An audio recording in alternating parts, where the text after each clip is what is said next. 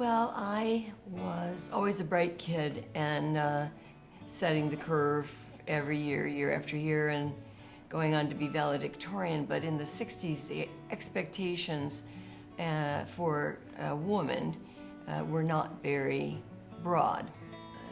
In my last week of my senior year of college, I ran into a high school classmate, and I said to him, well, what are you going to do next, you know?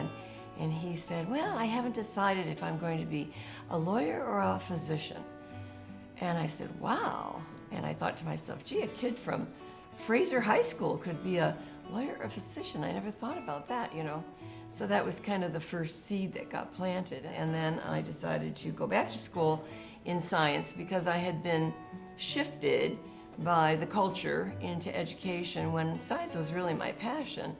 And it was the beginning then in the 70s of the feminist movement, and I thought, why am I not following my passion? So I got a second degree, undergraduate degree from Wright State University in science. But during this time, my best friend from high school developed breast cancer, and it was a very horrible and agonizing thing because she found the lump herself, but this OBGYN just blew her off.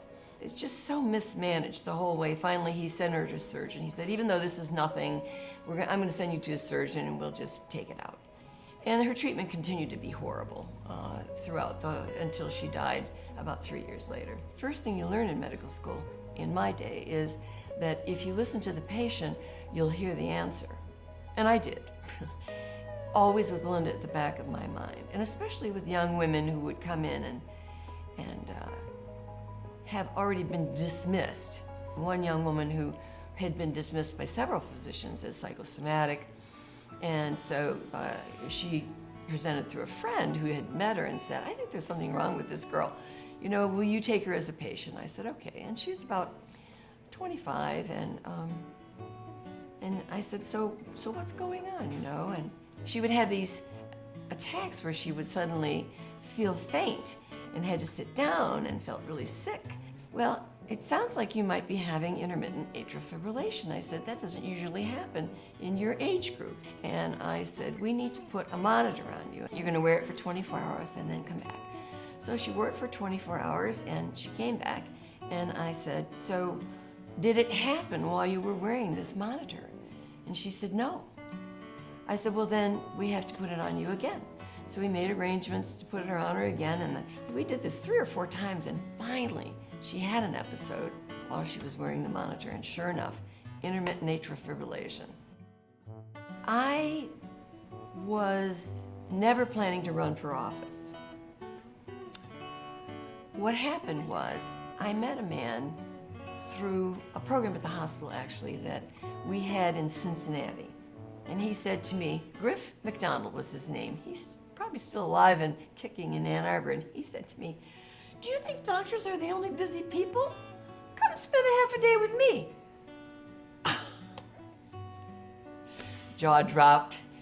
So I thought, well, you know, maybe I should start going to city council meetings, because what I was realizing over time was that the decisions that were being made were not necessarily being made in the best interest of the community, but they were being made by people who didn't have enough information and were clueless, by people who had a vested interest and were doing something to help a friend or hurt an enemy.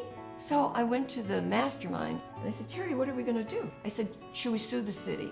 No, Cheryl, no, Cheryl. You just need different people to run for office who believe in the charter, Cheryl. You need to run for mayor, because our council at that time, prior, it was really messed up.